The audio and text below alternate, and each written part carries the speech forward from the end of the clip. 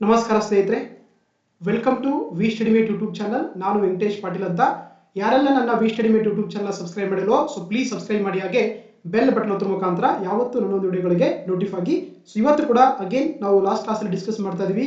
KPSC ಗ್ರೂಪ್ಗೆ ಸಂಬಂಧಪಟ್ಟಂತ ಅಂದ್ರೆ backward classes welfare ಆಫೀಸರ್ನ ಒಂದು ನಿರ್ದಿಷ್ಟ ಪತ್ರಿಕೆಯನ್ನ ಒಂದು ಟಾಪಿಕ್ ಗಳನ್ನ ಡಿಸ್ಕಸ್ ಮಾಡ್ತಾ ಇದ್ವಿ. ಹಾಗಾಗಿ ಇದು ನನ್ನ ಒಂದು 13ನೇ ವಿಡಿಯೋ ಕ್ಲಾಸ್ ಆಗಿದೆ. ಆಲ್ರೆಡಿ 11 ಕ್ಲಾಸ್ಗಳನ್ನು ಕೂಡ ಮಾಡಿದ್ದೀನಿ. ಅವುಗಳನ್ನ ನೀವು ಡೈರೆಕ್ಟ್ ಆಗಿ V study mate YouTube channel ಒಂದು ಪ್ಲೇ ಲಿಸ್ಟ್ ಹೋಗಿ ಎಲ್ಲ ಕ್ಲಾಸ್ಗಳನ್ನು ಕೂಡ ನೀವು ಆಕ್ಸೆಸ್ ಮಾಡ್ಕೋಬಹುದು. ಹಾಗೆ ಇವತ್ತು ಕೂಡ ಒಂದು ಟಾಪಿಕ್ ಅನ್ನ ಡಿಸ್ಕಸ್ ಮಾಡ್ತಾ ಹೋಗೋಣ. ಟಾಪಿಕ್ ಅಂದ್ರೆ various developmental schemes for the backward classes ಅಂತ, ಅಂದ್ರೆ ಹಿಂದುಳಿದ ವರ್ಗಗಳ ವಿವಿಧ ಅಭಿವೃದ್ಧಿ ಯೋಜನೆಗಳು ಅನ್ನುವಂತ ಒಂದು ಟಾಪಿಕ್ ಅನ್ನ ಇವತ್ತಿನ ಕ್ಲಾಸ್ ಅಲ್ಲಿ ಡೀಟೇಲ್ಡ್ ಆಗಿ ಡಿಸ್ಕಸ್ ಮಾಡ್ತಾ ಹೋಗೋಣ. ನೋಡಿ, ಏನು ನಮ್ಮ ಡಿ ದೇವರಾಜ ಅರಸು ಹಿಂದುಳಿದ ವರ್ಗಗಳ ಒಂದು ನಿಗಮ ಇದೆಯಲ್ಲ, ಅದು ಹಿಂದುಳಿದವರಿಗೋಸ್ಕರ ಸಾಕಷ್ಟು ಯೋಜನೆಗಳನ್ನು ಮಾಡಿದೆ. ಅವುಗಳನ್ನ ಇವತ್ತಿನ ಕ್ಲಾಸ್ ಅಲ್ಲಿ ಡೀಟೇಲ್ ಆಗಿ ನೋಡ್ತಾ ಹೋಗೋಣ. ಫಸ್ಟ್ ಒಂದು ಯೋಜನೆ ನೋಡ್ತಾ ಹೋಗೋಣ. ಅದು ಅರಿವು ಶೈಕ್ಷಣಿಕ ಸಾಲ ಯೋಜನೆ ಅಂತ ಕರೀತಾರೆ. ಅರಿವು ಶೈಕ್ಷಣಿಕ ಸಾಲ ಯೋಜನೆ ಅಂತ ಕರೀತಾರೆ.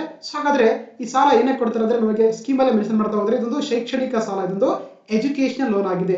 ಹಾಗಾದ್ರೆ ಇದರ ಉದ್ದೇಶ ಏನಂದ್ರೆ, ಹಿಂದುಳಿದ ವರ್ಗಗಳಿಗೆ ಸೇರಿದ ವಿದ್ಯಾರ್ಥಿಗಳಿಗೆ ಶೈಕ್ಷಣಿಕ ಅಭಿವೃದ್ಧಿಗಾಗಿ ಒಂದು ನೀಡುವಂತ ಆರ್ಥಿಕ ನೆರವು ಇದೆಯಲ್ಲ, ಅದನ್ನ ನಾವು ಅರಿವು ಶೈಕ್ಷಣಿಕ ಸಾಲ ಯೋಜನೆ ಅಂತ ಕರೀತಾರೆ. ನೋಡಿ, ಎಷ್ಟು ಸಾಲ ಕೊಡ್ತಾರೆ ಅಂದ್ರೆ, ಇಲ್ಲಿ ಸಾಲದ ಮೊತ್ತ ಬಂದಾಗ ನಿಮಗೆ ವಾರ್ಷಿಕವಾಗಿ ವರ್ಷಕ್ಕೆ 1 ಲಕ್ಷದಂತೆ, ಅಂದ್ರೆ ಗರಿಷ್ಠವಾಗಿ 4 ರಿಂದ 5 ಲಕ್ಷದವರೆಗೆ ಕೂಡ ಇಲ್ಲಿ ಸಾಲವನ್ನ ನಿಮಗೆ ಈ ಒಂದು ಸ್ಕೀಮ್ ಅಲ್ಲಿ ಸಿಗ್ತಾ ಹೋಗುತ್ತೆ. ಜೊತೆಗೆ ಇದು ಸಾಲ, ಇಟ್ಸ್ ನಾಟ್ ಎ ಸ್ಕಾಲರ್ಶಿಪ್ ಅಂತ. ಓಕೆ, ಹಾಗಾಗಿ ಇದರ ಯಾರೆಲ್ಲ ಈ ಒಂದು ಯೋಜನೆಯಲ್ಲಿ ಲೋನ್ ಪಡ್ಕೊಂಡಿರ್ತಾರ ಅವ್ರು ಮತ್ತೇನಂದ್ರೆ ತಮ್ಮ ಒಂದು ಹಣವನ್ನ ಸರ್ಕಾರಕ್ಕೆ ಅಂದ್ರೆ ಒಂದು ಮಂಡಳಿಗೆ ನೀಡಬೇಕಾಗುತ್ತೆ. ಹಾಗಾಗಿ ಅದಕ್ಕೆ ಬಡ್ಡಿ ಕೂಡ ಹಾಕ್ತಾರೆ. ಎಷ್ಟಿದೆ ಬಡ್ಡಿ ದರ ಬಂದು ಬಡ್ಡಿ ದರ ಬಂದು 2% ವಾರ್ಷಿಕವಾಗಿ, ಅಂದ್ರೆ 2% ಒಂದು ಬಡ್ಡಿ ದರದಲ್ಲಿ, ಅಂದ್ರೆ ನೀವು ಮತ್ತೆ ಆ ಒಂದು ಸಾಲವನ್ನ ಆ ಒಂದು ಮಂಡಳಿಗೆ ಅಥವಾ ನಿಗಮಕ್ಕೆ ಹಿಂದಿರುಗಿಸಬೇಕಾಗುತ್ತೆ. ಹಾಗಾದ್ರೆ ಈ ಒಂದು ಸಾಲ ಪಡ್ಕೋಬೇಕಾದ್ರೆ ಏನು ಅರ್ಹತೆಗಳು ಇರಬೇಕು ಅಥವಾ ಏನು ಎಲಿಜಿಬಿಲಿಟಿ ಅಂತ ನೋಡ್ತಾ ಹೋಗೋಣ. ಯಾವುದೇ ಒಬ್ಬ ವಿದ್ಯಾರ್ಥಿ ಏನಂದ್ರೆ ಆತ ಕಡ್ಡಾಯವಾಗಿ ಹಿಂದುಳಿದ ವರ್ಗಗಳ ಪ್ರವರ್ಗಗಳಂತ ಪ್ರವರ್ಗ 1, ಪ್ರವರ್ಗ 2A, ಕ್ಯಾಟಗರಿ 3A, ಕ್ಯಾಟಗರಿ 3Bಗೆ ಸೇರಿದಂತ ವಿದ್ಯಾರ್ಥಿ ಆಗಿರಬೇಕು. ಅವನಿಗೆ ಮಾತ್ರ ಈ ಸಾಲವನ್ನ ಕೊಡ್ತಾರೆ. ಜೊತೆಗೆ ನೋಡಿ, ಇದು ವಿಶ್ವಕರ್ಮ ಮತ್ತು ಅದರ ಉಪ ಸಮುದಾಯಗಳು, ಉಪ್ಪಾರ್ ಮತ್ತು ಅದರ ಉಪ ಸಮುದಾಯಗಳು, ಅದೇ ರೀತಿ ಸವಿತಾ ಮತ್ತು ಅದರ ಉಪ ಸಮುದಾಯಗಳು, ಮಡಿವಾಳ, ಹೀಗೆ ಶಿವರಿಗೆ ಏನಂದ್ರೆ ಆಕ್ಚುಲಿ ಮತ್ತೆ ಲಿಂಗಾಯತ ಅದರ ಒಂದು ಸಮುದಾಯಗಳು, ಒಕ್ಕಲಿಗ ಸಮುದಾಯಗಳು ಮತ್ತೆ ಮತಿ ಅಲ್ಪಸಂಖ್ಯಾತರಿಗೆ ಆಕ್ಚುಲಿ ಈ ಒಂದು ಸಾಲ ಅವರನ್ನ ಹೊರತುಪಡಿಸಿ ಪ್ರವರ್ಗ 1, ಪ್ರವರ್ಗ 2A, ಪ್ರವರ್ಗ 3A, ಪ್ರವರ್ಗ 3B ಮಾತ್ರ ಆಕ್ಚುಲಿ ಯಾರು ಸೇರಿದವರಾಗಿರ್ತಾರೆ ಅವರಿಗೆ ಮಾತ್ರ ಈ ಒಂದು ಶೈಕ್ಷಣಿಕ ಸಾಲವನ್ನ ಈ ಒಂದು ಯೋಜನೆಯಲ್ಲಿ ಕೊಡ್ತಾ ಹೋಗ್ತಾರೆ. ಜೊತೆಗೆ ಯಾವುದೇ ವಿದ್ಯಾರ್ಥಿ ಸಾಲ ಪಡ್ಕೋಬೇಕಾದ್ರೆ ಆತನ ಕುಟುಂಬದ ವಾರ್ಷಿಕ ಆದಾಯ ಅಥವಾ ಎನ್ಯುವಲ್ ಇನ್ಕಮ್ ಆಫ್ ಫ್ಯಾಮಿಲಿ ಎಷ್ಟಾಗಿರ್ಬೇಕಂತಂದ್ರೆ ಆತ 3.5 ಲಕ್ಷ, ಅಂದ್ರೆ 3,50,000 ಒಂದು ಲಕ್ಷಗಳ ಮಿತಿಯಲ್ಲಿ, ಅಂದ್ರೆ ಬಿಲೋ ಅಷ್ಟೊಂದು ಆ ವಾರ್ಷಿಕ ಆದಾಯವನ್ನ ಅವರ ಕುಟುಂಬ ಹೊಂದಿರಬೇಕಾಗುತ್ತೆ.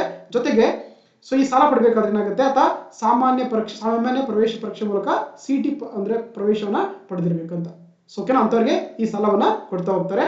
ಹಾಗೆ ಯಾವೆಲ್ಲ ಕೋರ್ಸಿಗೆ ಕೊಡ್ತಾರೆ ಅಂತ ನೋಡ್ತಾ ಹೋಗೋಣ. ವ್ಯಾಸಂಗದ ಕೋರ್ಸ್ಗಳು ಬಂದು BE, ಹೌದಾ, ಬ್ಯಾಚುಲರ್ ಆಫ್ ಇಂಜಿನಿಯರಿಂಗ್ ಆಗಿರ್ಬೋದು, MBBS ಓದುವಂತ ವಿದ್ಯಾರ್ಥಿಗಳಿಗೆ, BU MS ಅವರಿಗೆ, BDS ಅವರಿಗೆ, BAMS ಅವರಿಗೆ, BHMS ಅವರಿಗೆ, ಹೌದಾ, MBA, MTech, ME, MD, PhD, okay, B pharmacy, nursing, paramedical, ಈ ತರದಂದ್ರೆ ಸುಮಾರು 28 ಕೋರ್ಸ್ಗಳಲ್ಲಿ ಅಧ್ಯಯನ ಮಾಡುವಂತ ವಿದ್ಯಾರ್ಥಿಗಳಿಗೆ ಆಕ್ಚುಲಿ ಈ ಒಂದು ಅರಿವು ಶೈಕ್ಷಣಿಕ ಸಾಲವನ್ನ ಕೊಡಲಾಗುತ್ತೆ. ಓಕೆ, ಹಾಗಾಗಿ ಸಾಲ ತಗೊಂಡ ನಂತರ ಮತ್ತೆ ನೀವು ಮರುಪಾವತಿ ಮಾಡ್ಬೇಕಲ್ವಾ, ರಿಟರ್ನ್ ಮಾಡ್ಬೇಕಲ್ವಾ, ಅದಕ್ಕೊಂದು ಕೂಡ ಟೈಮ್ ಅನ್ನ ಫಿಕ್ಸ್ ಮಾಡ್ತಾ ಹೋಗ್ತಾರೆ ಮರುಪಾವತಿಗೆ. ಅಂದ್ರೆ ಏನ್ ಕೋರ್ಸ್ ಮುಗಿದಿರುತ್ತಲ್ಲ, ಕೋರ್ಸ್ ಪೂರ್ಣಗೊಂಡ 4 ತಿಂಗಳ ನಂತರ 3 ವರ್ಷಗಳಲ್ಲಿ, ಓಕೆನಾ. ಅಂದ್ರೆ ನೀವು ಒಂದು ಕೋರ್ಸ್ ಮುಗಿದು 4 ತಿಂಗಳಾಗತ್ತಲ್ಲ, ಅಲ್ಲಿಂದ ಹಿಡ್ಕೊಂಡು ಅಪ್ ಟು ನೆಕ್ಸ್ಟ್ 3 ಇಯರ್ಸ್ ವರೆಗೆ ಅಂದ್ರೆ ಏನ್ ಸಾಲ ತಗೊಂಡಿರ್ತೀರಿ ಅದನ್ನ 2% ಬಡ್ಡಿ ದರದಲ್ಲಿ ಏನ್ ಮಾಡಬೇಕಾಗುತ್ತೆ. 2% ಇದೆಯಲ್ಲ, 2% ಬಡ್ಡಿ ದರದಲ್ಲಿ ಅಂತಂದ್ರೆ ನೀವು ನಿಗಮಕ್ಕೆ ಆ ಒಂದು ಸಾಲದ ಹಣವನ್ನ ಹಿಂದಿರುಗಿಸಬೇಕಾಗುತ್ತೆ. ಅದು ಪ್ರತಿ ಮಾಸಿಕ ಕಂತುಗಳಲ್ಲಿ, ಅಂದ್ರೆ ಮಂತ್ಲಿ ಇನ್ಸ್ಟಾಲ್ಮೆಂಟ್ ಅಲ್ಲಿ ಏನಂತಂದ್ರೆ ನೀವು ಸಾಲವನ್ನ ನೀಡಬೇಕಾಗುತ್ತೆ. ಸಾಲದ ದುಡ್ಡನ್ನ ಮಂಡಳಿಗೆ ಕೊಡಬೇಕಾಗುತ್ತೆ. ಓಕೆ, ಹಾಗಾದ್ರೆ ಯಾವ ರೀತಿ ಸೆಲೆಕ್ಟ್ ಮಾಡ್ತಾರೆ ಅಂತ ನೋಡ್ತಾರೆ ವಿದ್ಯಾರ್ಥಿಗಳನ್ನ. ಕರ್ನಾಟಕ ಪರೀಕ್ಷಾ ಪ್ರಾಧಿಕಾರದಿಂದ ಪ್ರವೇಶ ಪಡೆದು ವ್ಯಾಸಂಗ ಮಾಡುವ ವಿದ್ಯಾರ್ಥಿಗಳು ಹೊರತುಪಡಿಸಿ ಇತರೆ ಕೋರ್ಸ್ಗಳಲ್ಲಿ ವ್ಯಾಸಂಗ ಮಾಡುವ ವಿದ್ಯಾರ್ಥಿಗಳನ್ನ ಆಯಾ ಜಿಲ್ಲೆಗಳ ಜಿಲ್ಲಾ ಪಂಚಾಯತ್ ಮುಖ್ಯ ಕಾರ್ಯನಿರ್ವಾಹಿಗಳು, ಅಂದ್ರೆ ನಾವು ZPCO ಅಂತ ಕರಿತೀವಿ, ಚೀಫ್ ಎಕ್ಸಿಕ್ಯೂಟಿವ್ ಆಫೀಸರ್ ಏನ್ ಮಾಡ್ತಾರೆ ಅಂದ್ರೆ ಅವರ ಅಡಿಯಲ್ಲಿ ಅಂತಂದ್ರೆ ಒಂದು ಅಧ್ಯಕ್ಷರು ಏನ್ ಮಾಡ್ತಾರೆ, ಒಂದು ಸಮಿತಿಯ ರಚನೆ ಮಾಡಿಕೊಂಡು ಈ ವಿದ್ಯಾರ್ಥಿಗಳಿಗೆ ಸಾಲವನ್ನ ಕೊಡ್ಲಿಕ್ಕೆ ಒಂದು ಆಯ್ಕೆಯನ್ನ ಮಾಡ್ತಾ ಹೋಗ್ತಾರೆ. ಓಕೆ, ಹಾಗಾಗಿ ಇರುವಂತದ್ದು. ಜೊತೆಗೆ ನೋಡಿ, ಯಾರೆಲ್ಲ ಒಂದು ಈ ಯೋಜನೆಯಲ್ಲಿ ಸಾಲ ತಗೊಳ್ತಾರೋ ಅವ್ರು ಏನ್ ಬೇಕಾಗುತ್ತೆ, ತಾವು ವ್ಯಾಸಂಗ ಮಾಡುತ್ತಿರುವಂತ ಬಗ್ಗೆ ಕಾಲೇಜಿನ ಪ್ರಾಂಶುಪಾಲರಿಂದ ಸ್ಟಡಿ ಸರ್ಟಿಫಿಕೇಟ್ಸ್, ಹೌದಾ, ಒಂದು ಅಂದ್ರೆ ಸ್ಟಡಿ ಸರ್ಟಿಫಿಕೇಟ್ ಕೊಡಬೇಕಾಗುತ್ತೆ. ಜೊತೆಗೆ ಹಿಂದಿನ ವರ್ಷದ ಅಂಕಪಟ್ಟಿ ಅಂದ್ರೆ ಮಾರ್ಕ್ಸ್ ಕಾರ್ಡ್ ಕೊಡಬೇಕಾಗುತ್ತೆ. ಮತ್ತೆ ಪೋಷಕರ ಒಪ್ಪಿಗೆ ಪತ್ರ, ಪಾವತಿ ರಸೀದಿ, ಈ ತರದ ಡಾಕ್ಯುಮೆಂಟ್ಸ್ ಗಳು ಕೂಡ ಇದ್ರೆ ನೀವು ಸಲ್ಲಿಸಿದಾಗ ಏನಾಗುತ್ತೆ, ಲೋನ್ ಅನ್ನ ಕೊಡಲಾಗುತ್ತೆ ಅಂತ ಹೇಳ್ಬೋದು. ಜೊತೆಗೆ ದಟ್ ಈಸ್ ಕಾಲ್ಡ್ ದ ಹರಿವು ಶೈಕ್ಷಣಿಕ ಸಾಲ ಯೋಜನೆ ಅಂತ ಕರೀತಾರೆ. ನೆಕ್ಸ್ಟ್ ನೋಡ್ತಾ ಹೋಗೋಣ. ಎರಡನೇ ಒಂದು ಯೋಜನೆ ಬಂದು ವಿದೇಶಿ ವಿಶ್ವವಿದ್ಯಾಲಯದಲ್ಲಿ ಉನ್ನತ ಶಿಕ್ಷಣಕ್ಕಾಗಿ ಬಡ್ಡಿ ರಹಿತ ಸಾಲ ಯೋಜನೆ ಅಂತಿದೆ. ವಿದೇಶಿ ವಿಶ್ವವಿದ್ಯಾಲಯದಲ್ಲಿ ಉನ್ನತ ಶಿಕ್ಷಣಕ್ಕಾಗಿ ಬಡ್ಡಿ ರಹಿತ ಸಾಲ ಯೋಜನೆ ಕೂಡ ಇರುವಂತದ್ದಾಗಿದೆ. ಇದನ್ನು ನೋಡಿ ಯಾರಿಗೆ ಕೊಡ್ತಾರೆ ಅಂದ್ರೆ ವಿದೇಶಿ ವಿಶ್ವವಿದ್ಯಾಲಯಗಳಲ್ಲಿ ಅಧ್ಯಯನ ಮಾಡಲಿಕ್ಕೆ ಇಚ್ಛಿಸುವಂತ, ಅದು ವಿಶೇಷವಾಗಿ 3 ಕೋರ್ಸ್ಗಳು, ಯಾವುದು ಇಂಜಿನಿಯರಿಂಗ್ ಮತ್ತು ಟೆಕ್ನಾಲಜಿ ಕೋರ್ಸ್ ತಗೊಂಡ್ರೆ, ಮ್ಯಾನೇಜ್ಮೆಂಟ್ ಅಂಡ್ ಕಾಮರ್ಸ್ ಅಂತ ಕೋರ್ಸ್ ತಗೊಂಡ್ರೆ, ಅದೇ ರೀತಿ ವಿಜ್ಞಾನ ಮತ್ತು ತಂತ್ರಜ್ಞಾನ ಸೈನ್ಸ್ ಅಂಡ್ ಟೆಕ್ನಾಲಜಿ ಕೋರ್ಸ್ ತಗೊಂಡ್ರೆ, ಈ ತರದ 3 ಕ್ಷೇತ್ರಗಳಲ್ಲಿ ಯಾರೆಲ್ಲ ವ್ಯಾಸಂಗ ಮಾಡ್ತಾರೆ ಅವರು ಏನಂದ್ರೆ ಬಡ್ಡಿ ರಹಿತವಾಗಿರುವಂತ ಸಾಲವನ್ನ ಪಡಿಬಹುದು ಅಂತ ಹೇಳ್ಬೋದು. ಹಾಗಾಗಿ ಇದು ಯಾರಿಗೆ ಕೊಡ್ತಾರೆ ಅಂತಂದ್ರೆ ಅಗೇನ್ ಇದು ಕೂಡ ಹಿಂದುಳಿದ ವರ್ಗಗಳಾಗಿರುವಂತ ಪ್ರವರ್ಗ 1, ಪ್ರವರ್ಗ 2A, ಪ್ರವರ್ಗ 3A ಮತ್ತೆ ಪ್ರವರ್ಗ 3Bಗೆ ಈ ಸಾಲವನ್ನ ಕೊಡಲಾಗುತ್ತೆ. ಜೊತೆಗೆ ಸಾಲದ ಮೊತ್ತ ಬಂದು ನೋಡಿ ವರ್ಷಕ್ಕೆ ಗರಿಷ್ಠವಾಗಿ 10 ಲಕ್ಷ ರೂಪಾಯಿ ಕೊಡ್ತಾರೆ. 2 ವರ್ಷಗಳ ಅವಧಿಗೆ ಗರಿಷ್ಠವಾಗಿ 20 ಲಕ್ಷ ರೂಪಾಯಿಗಳನ್ನ ಸಾಲ ಕೊಡ್ತಾ ಹೋಗ್ತಾರೆ. ಸೋದಾ ವರ್ಷಕ್ಕೆ ಒಂದು ಗರಿಷ್ಠವಾಗಿ 10 ಲಕ್ಷದವರೆಗೆ ಕೂಡ ಸಾಲ ಕೊಡ್ತಾ ಹೋಗ್ತಾರೆ. 2 ವರ್ಷದ ಕೋರ್ಸ್ ಆಗಿದ್ರೆ ಅದನ್ನ 20 ಲಕ್ಷದ ಒಂದು ಗರಿಷ್ಠ ಮಿತಿಯಲ್ಲಿ ಸಾಲವನ್ನ ಕೊಡ್ತಾ ಹೋಗ್ತಾರೆ. ಮತ್ತೇನಂದ್ರೆ ಈ ಒಂದು ಸಾಲವನ್ನು ಪಡಿಬೇಕಾದಂತ ವಿದ್ಯಾರ್ಥಿ ವಯಸ್ಸು ಬಂದಿರೋದ್ರೆ ನೋಡಿ ಆತೇನಾದ್ರೂ ಕೂಡ ಮಾಸ್ಟರ್ ಡಿಗ್ರಿ ಅಥವಾ ಪೋಸ್ಟ್ ಗ್ರಾಜುಯೇಟ್ ಮಾಡ್ಬೇಕನ್ನೋ ವ್ಯಾಸಂಗ ಮಾಡ್ತಿದ್ರೆ ಆತ 25 ವರ್ಷದ ಒಳಗಡೆ ಇರಬೇಕು. ಅಥವಾ ಇಲ್ಲಾಂದ್ರೆ ಆತೇನಾದ್ರೂ ಕೂಡ PhD ವ್ಯಾಸಂಗಕ್ಕೆ ವಿದೇಶಕ್ಕೆ ಹೋಗ್ಬೇಕು ಅನ್ಕೊಂಡಿದ್ರೆ ಆತ 27 ವರ್ಷಗಳ ಒಂದು ವಯೋಮಿತಿಯನ್ನ ನಿಗದಿಪಡಿಸಿರ್ತಾರೆ. ಅದಕ್ಕಿಂತ ಹೆಚ್ಚಿಗಾದ್ರೆ ಲೋನ್ ಸಿಗಲ್ಲ. 20 ವರ್ಷಕ್ಕಿಂತ ಅವಾಗಿರ್ಬೇಕಂತ ಹೇಳ್ತೀವಿ. ಓಕೆನಾ. ಜೊತೆಗೆ ಇನ್ನು ಕುಟುಂಬದ ವಾರ್ಷಿಕ ಆದಾಯ ಅಂತಿದ್ದಿಲ್ಲ, ಅನ್ಯುವಲ್ ಫ್ಯಾಮಿಲಿ ಇನ್ಕಮ್ ಬಂದು ಎಷ್ಟಾಗಿರ್ಬೇಕು, 8 ಲಕ್ಷಗಳ ಮಿತಿಯಲ್ಲಿರಬೇಕು.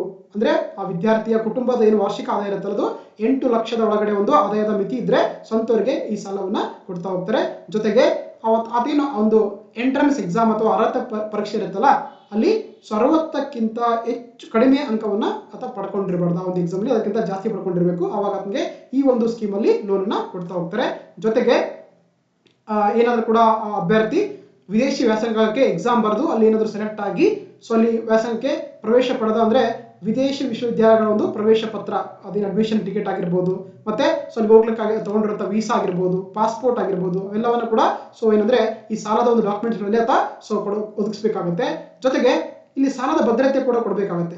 ಅಂದ್ರೆ ಯಾವುದೇ ವಿದ್ಯಾರ್ಥಿ ಸಾಲ ಕೊಡಬೇಕಾದ್ರೆ ಅಂದ್ರೆ ಅವರ ಪೇರೆಂಟ್ಸ್ ಅಥವಾ ಆ ವಿದ್ಯಾರ್ಥಿ ಅಂತ ಒಂದು ಕೊಲೆಟ್ರಲ್ ಅಂತ ಕರಿತೀವಿ ನಾವು, ಅಥವಾ ವಿದ್ಯಾರ್ಥಿ ಅಥವಾ ತಂದೆಯ ಜಮೀನ್ದಾರರ ಅಂತಂದ್ರೆ ಹೊಂದಿರುವಂತ ಸ್ಥಿರಾಸ್ತಿ ಅಂದ್ರೆ ಅವರ ಲ್ಯಾಂಡ್ಗಳಾಗಿರ್ಬೋದು ಅಥವಾ ಫ್ಲಾಟ್ಸ್ಗಳಾಗಿರ್ಬೋದು ಅದರ ಒಂದು ಡಾಕ್ಯುಮೆಂಟ್ಸ್ಗಳನ್ನ ಏನಂದ್ರೆ ಕೊಲೆಟ್ರಲ್ ಸೆಕ್ಯೂರಿಟಿ ಆಗಿ ನೀವು ನಿಗಮಕ್ಕೆ ಕೊಡಬೇಕಾಗುತ್ತೆ.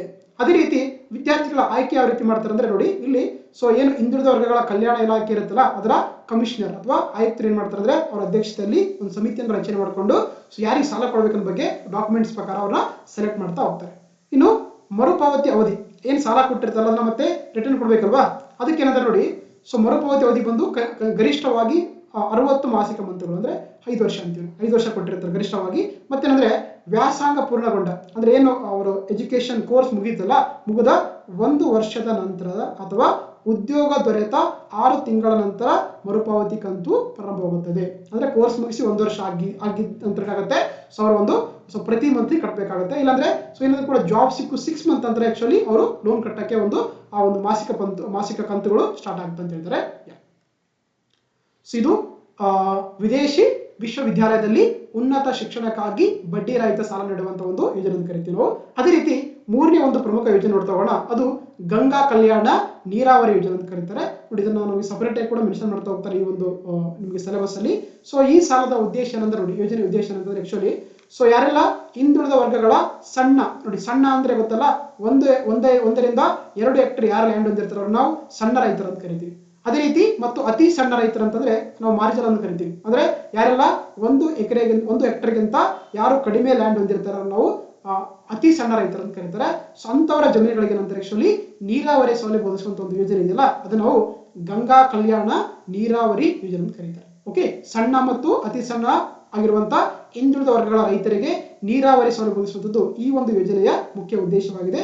ಇಲ್ಲಿ ಕೂಡ ಯಾರು ಅರ್ಹತೆ ಪಡಿತಾರೆ ಅಂದ್ರೆ ಅಗೇನ್ ಹಿಂದುಳಿದ ವರ್ಗಗಳ ಸಂಬಂಧಪಟ್ಟಂತ ಪ್ರವರ್ಗ 1, ಪ್ರವರ್ಗ 2A, ಪ್ರವರ್ಗ 3A ಮತ್ತು ಪ್ರವರ್ಗ 3Bಗೆ ಯಾರು ಇದಾಗಿರ್ತಾರೆ, ಸೊ ಅವ್ರಿಗೆ ಏನಂದ್ರೆ ಆಕ್ಚುಲಿ ಅವರು ಕೂಡ ಸಣ್ಣ ಮತ್ತು ಅತಿ ಸಣ್ಣ ರೈತರಾಗಿದ್ರೆ ಸೊ ಅವ್ರಿಗೆ ಈ ಒಂದು ಗಂಗಾ ಕಲ್ಯಾಣ ನೀರಾವರಿ ಯೋಜನೆಯಲ್ಲಿ ಸಾಲ ಒಂದು ಏನಂದ್ರೆ ಸೊ ಯೋಜನೆಗೆ ಅವರಿಗೆ ಬೆನಿಫಿಟ್ ಆಗ್ತಾ ಹೋಗ್ತಾರೆ ಅಂತ ಹೇಳ್ಬೋದು.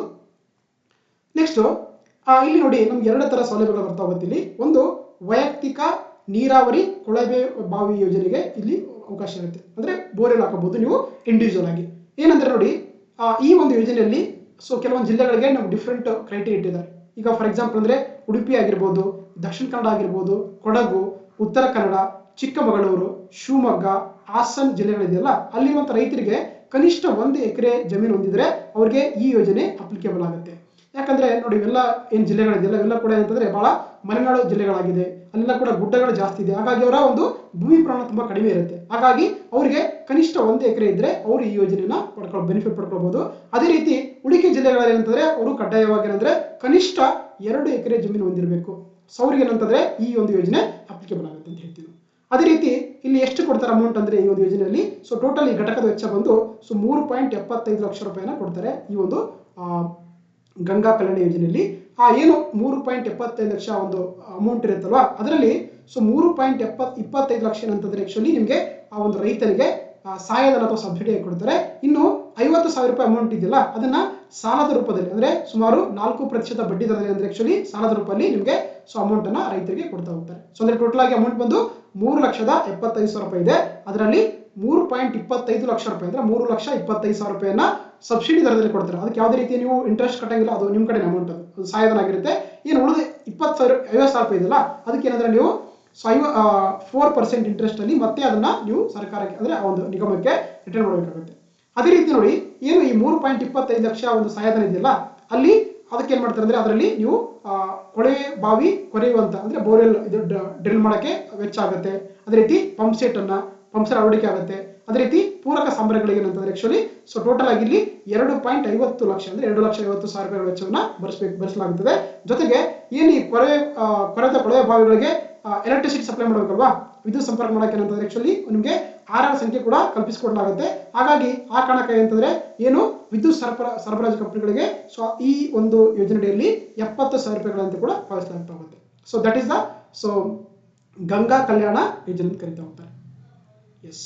ಸೊ ಮತ್ತೆ ಇದಾಯ್ತು. ಮತ್ತೆ ಏನಂದ್ರೆ ನೋಡಿ ಕೆಲವೊಂದು ಡಿಸ್ಟ್ರಿಕ್ಟ್ ಗಳಿಗೆ ಡಿಫ್ರೆಂಟ್ ಆಗಿಟ್ಟಿರುತ್ತೆ. ಈಗ ಸೊ ಬ್ಯಾಂಗ್ಳೂರ್ ಆಗಿರ್ಬೋದು, ಬೆಂಗಳೂರು ಉತ್ತರ ಬೆಂಗಳೂರು ಮೇಲೆ ಬೆಂಗಳೂರು ಸೌತ್ ಆಗಿರ್ಬೋದು, ಬೆಂಗಳೂರು ಗ್ರಾಮಾಂತರ ಆಗಿರ್ಬೋದು, ರಾಮನಗರ, ಕೋಲಾರ, ಚಿಕ್ಕಬಳ್ಳಾಪುರ, ಆಮೇಲೆ ತುಮಕೂರು ಜಿಲ್ಲೆಗಳಿದೆಯಲ್ಲ ಇಲ್ಲಿ ಏನಂದ್ರೆ ನೋಡಿ ಸೊ ತುಂಬಾ ವಾಟರ್ ಸ್ಕ್ಯಾರ್ಸಿಟಿ ತುಂಬಾ ಜಾಸ್ತಿ ಇದೆ. ಈವನ್ ನಿಮಗೆ ಭೂಮಿ ಅಗದ್ರೂ ಕೂಡ ಸೊ ಅಂದ್ರೆ ನಿಮಗೆ ಮೇಲೆ ನೀರು ಬರಂಗಿಲ್ಲ. ಸೊ ಅದಕ್ಕೆ ಅಂದ್ರೆ ತುಂಬಾ ಜಾಸ್ತಿ ಒಳಗಡೆ ಡ್ರಿಲ್ ಮಾಡಬೇಕಾಗುತ್ತೆ. ಆ ಕಾರಣಕ್ಕೆ ಏನ್ ಮಾಡ್ತಾರೆ ಆಕ್ಚುಲಿ ಇಲ್ಲಿ ಸ್ವಲ್ಪ ಅವರಿಗೆ ಒಂದು ಅಮೌಂಟ್ ಅನ್ನ ಎಕ್ಸ್ಟ್ರಾ ಕೊಡ್ತಾ ಹೋಗ್ತಾರೆ. ಸೊ ಹಾಗಾಗಿ ಏನು ವೈಯಕ್ತಿಕ ಕೊಳವೆ ವೆಚ್ಚ ಇದೆಯಲ್ಲ ಇಲ್ಲಿ ಎಷ್ಟು ಕೊಡ್ತಾರೆ ಅಂದ್ರೆ ಸೊ 4,75,000 ರೂಪಾಯಿ ಕೊಡ್ತಾರೆ ನಿಮಗೆ. ಸೊ ಎಷ್ಟು ಕೊಡ್ತಾರೆ 4,75,000 ಕೊಡ್ತಾರೆ. ಉಳಿದ ಜಿಲ್ಲೆಗಳಿಗೆ ಎಷ್ಟು ಕೊಡ್ತಾರೆ ಅಂದ್ರೆ 3,75,000 ಎಕ್ಸ್ಟ್ರಾ 1 ಲಕ್ಷ ಜಾಸ್ತಿ ಕೊಡ್ತಾರೆ. ಯಾಕಂದ್ರೆ ಸೊ ಇವರಿಗೆ ಜಾಸ್ತಿ ಡಿಗ್ ಮಾಡಬೇಕಾಗೋದ್ರಿಂದ ಸೊ 1 ಲಕ್ಷ ರೂಪಾಯಿನ ಜಾಸ್ತಿ ಕೊಡ್ತಾ ಹೋಗ್ತಾರೆ. ಜೊತೆಗೆ ಏನು ಈ ಒಂದು 4,75,000 ಅಮೌಂಟ್ ಇದೆಯಲ್ಲ ಅದರಲ್ಲಿ 4.25 ಲಕ್ಷ ಅಂತಂದ್ರೆ ಅವ್ರಿಗೆ ಸಬ್ಸಿಡಿ ಅಥವಾ ಸಹಾಯಧನ ಕೊಟ್ಟರೆ ಉಳಿದಂತ ಏನು 50,000 ರೂಪಾಯಿ ಇದೆಯಲ್ಲ ಅದನ್ನ ಸಾಲದ ರೂಪದಲ್ಲಿ ಅದೇ ಹಾಗೆ 4% ಇಂಟ್ರೆಸ್ಟ್ ಅಲ್ಲಿ ಅವರು ಒಂದು ಸಾಲವನ್ನ ಕೊಡ್ತಾ ಹೋಗ್ತಾರೆ. ಓಕೆ. ಸೊ ಹಾಗಾಗಿ ಈ ಕಾರ್ಯಕ್ರಮಕ್ಕೆ ಏನಂದ್ರೆ ನೋಡಿ ಆಯಾ ವಿಧಾನಸಭಾ ಕ್ಷೇತ್ರ ಏನು ಒಂದು MLA ಕಾನ್ಸ್ಟಿಟ್ಯೂನ್ಸಿ ಇರುತ್ತೆ ಸೊ ಅದ್ರ ಪ್ರಕಾರ ಅಂದ್ರೆ ಅದರ ಆರ್ಥಿಕ ಗುರಿಯನ್ನು ಏನ್ ಮಾಡ್ತಾ ಇದ್ರೆ ಸೊ ಮೀಸಲಾತಿ ಪ್ರಕಾರ ಕೆಲವೊಂದು ಈ ಒಂದು ಯೋಜನೆಯನ್ನ ಹಂಚಿಕೆ ಮಾಡ್ತಾ ಹೋಗ್ತಾರೆ. ಅದರಲ್ಲಿ ನೋಡಿ ನಮಗೆ ಪ್ರವರ್ಗ 1 ಮತ್ತೆ ಪ್ರವರ್ಗ 2A ಅಂದ್ರೆ ಸುಮಾರು 85% ಒಂದು ಸೀಟ್ ಅಂದ್ರೆ ಯೋಜನೆಯನ್ನು ಕೊಟ್ಟರೆ ಉಳಿದಂತ ಪ್ರವರ್ಗ 3A ಇದೆಯಲ್ಲ 3A ಮತ್ತೆ 3Bಗೆ ಸುಮಾರು 15% ಅಂತ ಏನಂದ್ರೆ ಆಕ್ಚುಲಿ ನೀರಾವರಿ ಘಟಕಗಳನ್ನ ಆಯ್ಕೆ ಮಾಡ್ಕೊಳ್ಳೋಕೆ ಸೊ ಸೌಲಭ್ಯವನ್ನ ಒದಗಿಸ್ತಾ ಹೋಗ್ತಾರೆ. ಜೊತೆಗೆ ಏನು 50,000 ರೂಪಾಯಿ ಸಾಲ ಇರುತ್ತಲ್ಲ ಅದನ್ನ ಸೊ 3 ವರ್ಷದ ಅವಧಿಗಳಲ್ಲಿ ಸೊ ಆ ಒಂದು ಅಮೌಂಟ್ ಅನ್ನ ಮತ್ತೆ ನೀವು ರೈತರ ನಿಗಮಕ್ಕೆ ಸೊ ಮರುಪಾವತಿಸಬೇಕಾಗುತ್ತೆ. Okay. So that is about the Ganga Kalyana ಯೋಜನೆ ಅಂತ ಕರೀತಾರೆ. ನೋಡಿ ಈ ಗಂಗಾ ಕಲ್ಯಾಣ ಯೋಜನೆ ಅಂದ್ರೆ ಆಕ್ಚುಲಿ ನಾನು ಹೇಳಿದಂಗೆ ಇದರಲ್ಲಿ 2 ತರ ಬರುತ್ತೆ. ಒಂದು ವೈಯಕ್ತಿಕ ನೀರಾವರಿ ಸೌಲಭ್ಯ ಅಂತ ಕರಿತೀವಿ, ಇಂಡಿವಿಜುವಲ್ ಬೋರ್ವೆಲ್ ಅಂದ್ರೆ ನೀರಾವರಿ ಕೂಡ ಮಾಡ್ಕೊಳ್ಬಹುದು. ಅದೇ ರೀತಿ ಸಾಮೂಹಿಕ ನೀರಾವರಿ ಯೋಜನೆ ಅಂತ ಕರಿತೀವಿ. ಇದನ್ನ ನಾವು ಎಕನಾಮಿಕ್ಸ್ ಅಲ್ಲಿ ಮೆನ್ಷನ್ ಮಾಡಿದ್ರೆ, ಇದನ್ನ ಆರ್ಥಿಕ ಸಮೀಕ್ಷೆಯನ್ನು ಮೆನ್ಷನ್ ಮಾಡಿದ್ರೆ ಒಂದು ನೋಟ್ ಮಾಡ್ಕೊಳ್ಳಿ. ಸೊ ಹಾಗಾಗಿ ಇದನ್ನ ವೈಯಕ್ತಿಕವಾಗಿ ಕೂಡ ಈ ಒಂದು ಸ್ಕೀಮ್ ಅಲ್ಲಿ ನಾವು ಬೆನಿಫಿಟ್ ಪಡ್ಕೊಳ್ಬಹುದು. ಅದೇ ರೀತಿ ಸಾಮೂಹಿಕ ನೀರಾವರಿ ಯೋಜನೆ ಕೂಡ ಮಾಡ್ಕೊಳ್ಳೋಕೆ ಅವಕಾಶ ಇರ್ತಾ ಹೋಗುತ್ತೆ. ನೋಡಿ ಇಲ್ಲಿ ಒಂದು ನಿಮಗೆ ಇನ್ಕಮ್ ಲಿಮಿಟ್ ಕೊಟ್ಟಿದ್ದಾರೆ ಹೌದಾ. ಸೊ ಯಾರೆಲ್ಲ ಈ ಒಂದು ಯೋಜನೆ ಪಡ್ಕೊಳ್ತಾ ಹೋಗ್ತಾರೆ ಅವರು ನೋಡಿ ಗ್ರಾಮೀಣ ಪ್ರದೇಶದ ವ್ಯಕ್ತಿಗಳಾಗಿದ್ರೆ ಅವ್ರಿಗೆ ಸೊ 98,000 ರೂಪಾಯಿಗಳು ಅಂತಂದ್ರೆ ಒಂದು ವಾರ್ಷಿಕ ಆದಾಯದ ಮಿತಿ ಇರಬೇಕು. ಅದೇ ರೀತಿ ಪಟ್ಟಣ ಪ್ರದೇಶದವರಾಗಿದ್ರೆ ಅವ್ರಿಗೆ 1,20,000 ರೂಪಾಯಿಗಳ ಒಂದೇನಂತಂದ್ರೆ ಸೊ ಅವರು ಒಂದು ಏನಂದ್ರೆ ಎನ್ಯುವಲ್ ಇನ್ಕಮ್ ಅನ್ನ ಅದಕ್ಕಿಂತ ಜಾಸ್ತಿ ಇರಬಾರ್ದು ಅಂತ ಕೇಳ್ತಾ ಹೋಗ್ತಾರೆ. ಸೊ ಹಾಗಾಗಿ ಈ ಸಾಮೂಹಿಕ ನೀರಾವರಿ ಯೋಜನೆ ಇದೆಯಲ್ಲ ಇಲ್ಲಿ ಏನ್ ಮಾಡ್ತಾರೆ ಅಂದ್ರೆ ನೋಡಿ ಸೊ ಇಲ್ಲಿ ಕೂಡ ಸಣ್ಣ ಮತ್ತು ಅತಿ ಸಣ್ಣದಾಗಿರುವಂತಹ ಸುಮಾರು 8 ರಿಂದ 15 ಎಕರೆ ಜಮೀನಿಗೆ ಸೌಲಭ್ಯನ ಒದಗಿಸ್ತಾ ಹೋಗ್ತಾರೆ. ಸೊ ಹಾಗಾಗಿ ಏನಾದ್ರೂ ಕೂಡ 8 ಎಕರೆ ಜಮೀನಿಗೆ ಒಂದು ಬೋರ್ವೆಲ್ ಬೇಕನ್ಕೊಂಡ್ರೆ ಏನ್ ಮಾಡ್ತಾರೆ ಇಲ್ಲಿ 4 ಲಕ್ಷ ರೂಪಾಯಿಗಳ ಒಂದು ಘಟಕದಲ್ಲಿ ಏನ್ ಮಾಡ್ತಾರೆ ಸಾಲ ಈ ಒಂದು ಯೋಜನೆಗೆ ಅವಕಾಶ ಇರುತ್ತೆ. ಅದೇ ರೀತಿ 15 ಎಕರೆಕ್ಕಿಂತ ಜಾಸ್ತಿ ಏನಾದ್ರೂ ಕೂಡ ಜಮೀನು ಹೊಂದಿದ್ರೆ ಅವ್ರಿಗೆ ಆ ಒಂದು ಸಾಮೂಹಿಕ ನೀರಾವರಿ ಯೋಜನೆಗೆ ಅದರಲ್ಲಿ ಸುಮಾರು 6 ಲಕ್ಷ ರೂಪಾಯಿಗಳ ಒಂದು ಅಮೌಂಟ್ ಅನ್ನ ಕೊಡ್ತಾ ಹೋಗ್ತಾರೆ. So that is called the ಸಾಮೂಹಿಕ ನೀರಾವರಿ ಯೋಜನೆ ಕರೀತಾರೆ ಅಂಡರ್ ದ ಗಂಗಾ ಕಲ್ಯಾಣ ನೀರಾವರಿ ಯೋಜನೆ ಕರಿತೀವಿ. ಓಕೆ, ನೆಕ್ಸ್ಟ್ ನೋಡ್ತಾ ಸೊ ಡಿ ದೇವರಾಜ ಅರಸು ಸ್ವಯಂ ಉದ್ಯೋಗ ವೈಯಕ್ತಿಕ ಸಾಲ ಯೋಜನೆ ಅಂತ ಕರೀತಾರೆ. ಇದು ಕೂಡ ವೆರಿ ಇಂಪಾರ್ಟೆಂಟ್ ಅಂತ ಹೇಳ್ಬೋದು. ಸೊ ಹಾಗಾದ್ರೆ ಈ ಯೋಜನೆ ನೋಡಿ ನಮಗೆ ಹೆಸರಲ್ಲೇ ಹೇಳ್ತದೆ ಇದೊಂದು ಸ್ವಯಂ ಉದ್ಯೋಗ ಮಾಡುವಂತವರಿಗೆ ವೈಯಕ್ತಿಕ ಸಾಲ ಒದಗಿಸುವಂಥದ್ದು ಈ ಸ್ಕೀಮಿನ ಮುಖ್ಯ ಉದ್ದೇಶವಾಗಿದೆ. ಸೊ ಉದ್ದೇಶ ಅಂದ್ರೆ ಹಿಂದುಳಿದ ವರ್ಗಗಳಿಗೆ ಸೇರಿದ ಜನರು ವ್ಯಾಪಾರ ಮಾಡೋದಾಗಿರ್ಬೋದು, ಕೈಗಾರಿಕೆಗಳನ್ನ ಅಂದ್ರೆ ಸಣ್ಣ ಸಣ್ಣ ಕೈಗಾರಿಕೆಗಳ ಸ್ಥಾಪಿಸಾಗಿರ್ಬೋದು, ಸಾರಿಗೆ ಇದಾಗಿರ್ಬೋದು, ಅದೇ ರೀತಿ ಸೇವಾ ಸೆಕ್ಟರ್ ಏನಂತಾರೆ ಸರ್ವಿಸ್ ಸೆಕ್ಟರ್ ಅಲ್ಲಿ ಏನಾದ್ರು ಕೂಡ ಆರ್ಥಿಕ ಚಟುವಟಿಕೆ ಮಾಡ್ಬೇಕು ಅನ್ಕೊಂಡ್ರೆ ಅವ್ರಿಗೆ ಇಲ್ಲಿ ಒಂದು ಸಾಲ ನೆರವನ್ನು ನೀಡುವಂಥದ್ದು ಈ ಒಂದು ಸ್ಕೀಮಿನ ಮುಖ್ಯ ಉದ್ದೇಶ ಅಂತ ನಾವು ಕರಿತೀವಿ.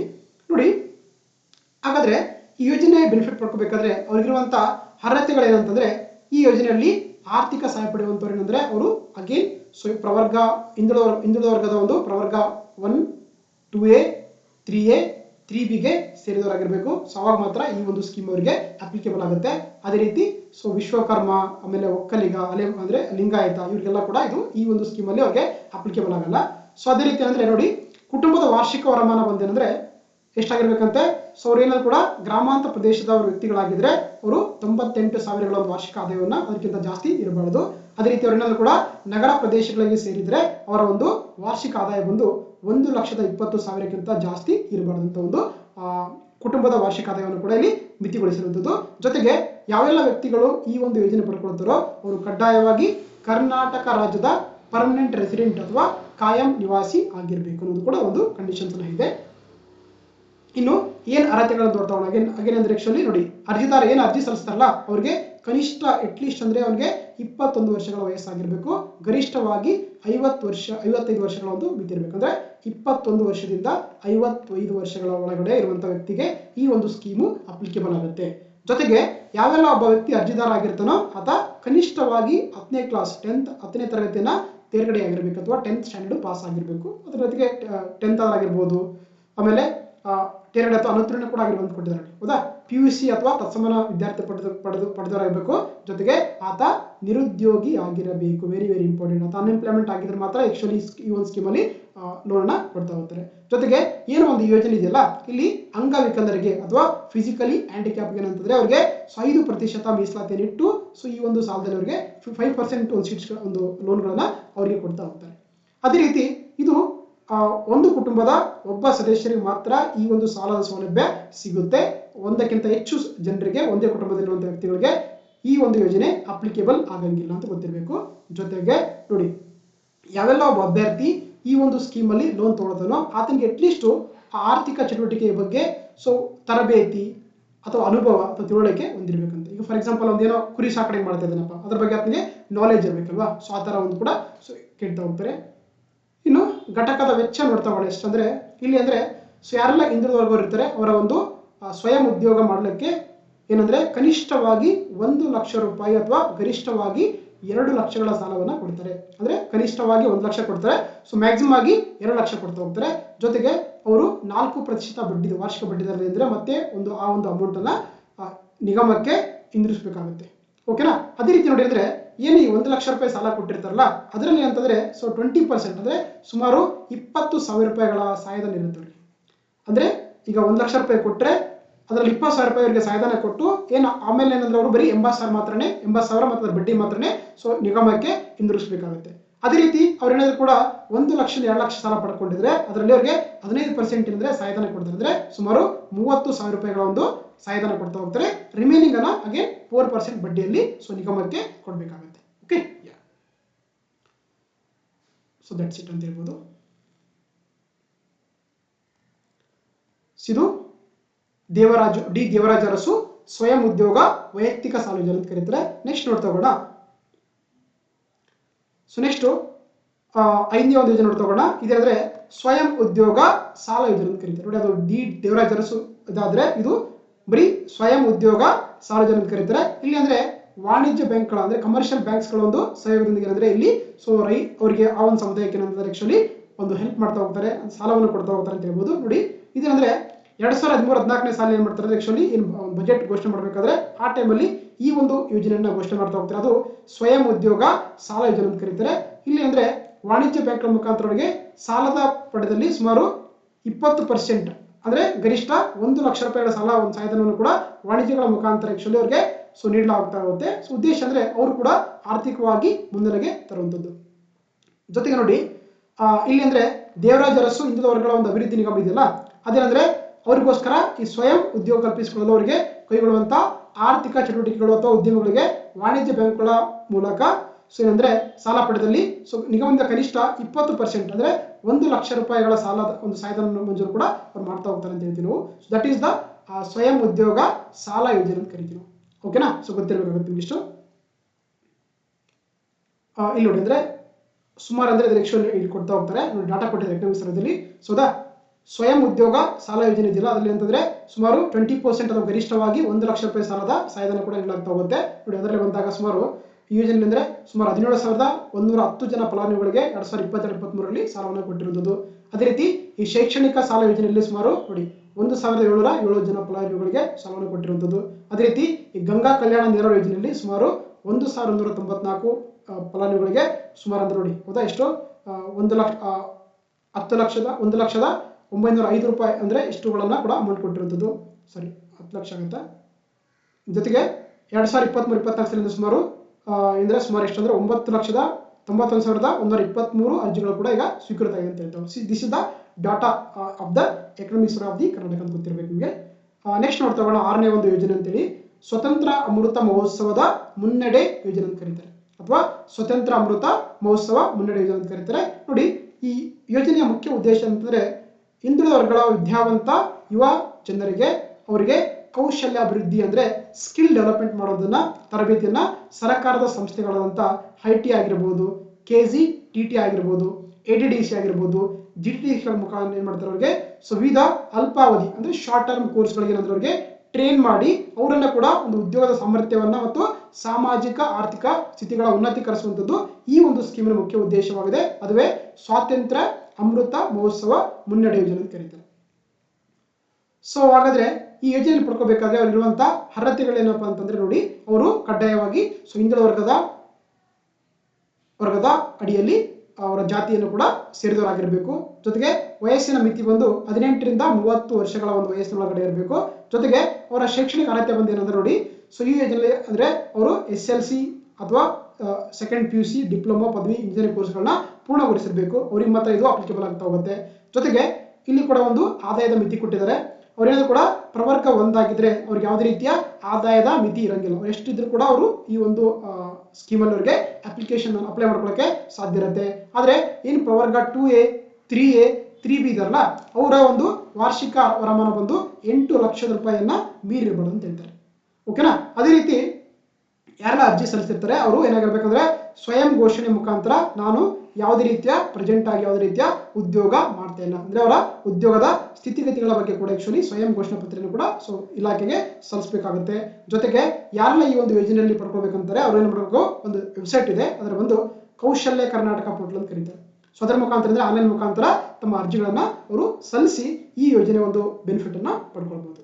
So okay, that is called the ಸ್ವಾತಂತ್ರ್ಯ ಅಮೃತ ಮಹೋತ್ಸವದ ಮುನ್ನಡೆ ಯೋಜನೆ ಅಂತ ಕರೀತಾರೆ. ಇದರ ಮುಖಾಂತರ ಅವರ ಒಂದು ಉದ್ದೇಶ ಅಂದ್ರೆ ಹಿಂದುಳಿದ ವರ್ಗದ ವಿದ್ಯಾರ್ಥಿಗಳಿಗೆ ಕೌಶಲ್ಯ ಅಭಿವೃದ್ಧಿಪಡಿಸಿ ಅವರನ್ನ ಉದ್ಯೋಗ ಸಮರ್ಥರಾಗಿ ಮಾಡುವುದು ಈ ಒಂದು ಯೋಜನೆಯ ಮುಖ್ಯ ಉದ್ದೇಶವಾಗಿರುತ್ತದೆ. ನೆಕ್ಸ್ಟ್ ನೋಡ್ತಾ ಹೋಗೋಣ. ಸೊ 7ನೇ ಒಂದು ಯೋಜನೆ ನೋಡ್ತಾ ಹೋಗೋಣ. ಸ್ವಾವಲಂಬಿ ಸಾರಥಿ ಯೋಜನೆ ಅಂತ ಕರೀತಾರೆ. 7ನೇ ಯೋಜನೆ ಬಂದು ಸ್ವಾವಲಂಬಿ ಸಾರಥಿ ಸ್ಕೀಮ್ ಅಂತ ಕರೀತಾ ಹೋಗ್ತಾರೆ. ಸೊ ಹಾಗಾದ್ರೆ ಈ ಒಂದು ಯೋಜನೆ ಮುಖ್ಯ ಉದ್ದೇಶ ಅಂತ ನೋಡಿ, ಆಕ್ಚುಲಿ ಈ ಒಂದು ಯೋಜನೆನ ಈ ವರ್ಷದ ಬಜೆಟ್ ಅಲ್ಲಿ ಕೂಡ ಮುಂದುವರಿಸಿಕೊಂಡು ಬರ್ತಾ ಇದ್ದಾರೆ, ಗೊತ್ತಿರಬೇಕಾಗುತ್ತೆ ನಿಮಗೆ. ಈ ಯೋಜನೆ ಮುಖ್ಯ ಉದ್ದೇಶ ಅಂದ್ರೆ ನೋಡಿ, ಯಾರೆಲ್ಲ ಹಿಂದುಳಿದ ವರ್ಗಗಳ ಒಂದು ಯುವಕರು ಇರ್ತಾರೆ ಅವರ ಜೊತೆಗೆ ಅವರ ಹತ್ರ ಒಂದು ವಾಹನ ಚಾಲನಾ ಪರವಾನಗಿ ಅಥವಾ ಡ್ರೈವಿಂಗ್ ಲೈಸೆನ್ಸ್ ಇದ್ರೆ ಸ್ವಂತವ್ರಿಗೆ ಏನ್ ಮಾಡ್ತಾರೆ ಅಂದ್ರೆ ಸೊ ನಿರುದ್ಯೋಗಿಗಳಾಗಿದ್ದಂಥವ್ರಿಗೆ ಇಲ್ಲಿ 4 ಚಕ್ರಗಳ ಅಂದ್ರೆ 4 ವೀಲರ್ ವೆಹಿಕಲ್ ನ ಖರೀದಿ ಮಾಡಕ್ಕೆ ಏನ್ ಮಾಡ್ತಾರೆ ಅವರು ನಿಗಮದಿಂದ ಸಹಾಯಧನ ಮಾಡ್ತಾರೆ, ಜೊತೆಗೆ ಬ್ಯಾಂಕ್ಗಳಿಂದ ಸಾಲವನ್ನು ಕೂಡ ಒದಗಿಸ್ತಾರೆ. ದಟ್ ಈಸ್ ಕಾಲ್ಡ್ ದ ಸ್ವಾವಲಂಬಿ ಸಾರಥಿ ಯೋಜನೆ ಅಂತ ಕರೀತಾರೆ. ಓಕೆ, ಏನಿಲ್ಲ ಸಿಂಪಲ್ ಆಗಿ ಹೇಳ್ಬೇಕಂದ್ರೆ ಯಾರೆಲ್ಲ ಡ್ರೈವಿಂಗ್ ಲೈಸೆನ್ಸ್ ಇರುತ್ತೆ ಅವರು ಬ್ಯಾಕ್ವರ್ಡ್ ಕ್ಯಾಸ್ಟ್ ಆಗಿರ್ತಾರೆ, ಅವ್ರಿಗೆ ನಿರುದ್ಯೋಗಿ ಆಗಿದ್ರೆ ಅವ್ರಿಗೆ 4 ವೀಲರ್ ವೆಹಿಕಲ್ ಕೊಂಡ್ಕೊಳ್ಳೋಕೆ ಏನಂದ್ರೆ ನಿಗಮದಿಂದ ಹಣಕಾಸಿನ ನೆರವು ಕೂಡ ಕೊಡ್ತಾರೆ, ಜೊತೆಗೆ ಬ್ಯಾಂಕ್ ಇಂದ ಸಾಲ ಕೂಡ ಕೊಡಿಸುವುದು ಈ ಒಂದು ಸ್ಕೀಮ್ನ ಮುಖ್ಯ ಉದ್ದೇಶವಾಗಿದೆ. ಎಷ್ಟು ಕೊಡ್ತಾರೆ ಅಂತ ನೋಡಿದ ತಕ್ಷಣ ಘಟಕ ವೆಚ್ಚ ನೋಡ್ತಾ ಹೋಗೋಣ. ಹೌದಾ, ಈ ಯೋಜನೆ ಇದೆಯಲ್ಲ ಇಲ್ಲಿ ಅಂದ್ರೆ 4 ಚಕ್ರಗಳ ವಾಹನವನ್ನ ಅಂದ್ರೆ ಫಾರ್ ಎಕ್ಸಾಂಪಲ್ ಟ್ಯಾಕ್ಸಿ ಆಗಿರ್ಬೋದು, ಟಾಟಾ ಎಸಿ ಆಗಿರ್ಬೋದು, ಗೂಡ್ಸ್ ವೆಹಿಕಲ್ ಆಗಿರ್ಬೋದು, ಈ ತರ ಒಂದು 4 ವೀಲರ್ ವೆಹಿಕಲ್ ಅನ್ನು ತಗೊಳ್ಳೋಕೆ ಅವಕಾಶ ಕೊಡ್ತಾ ಹೋಗ್ತಾರೆ.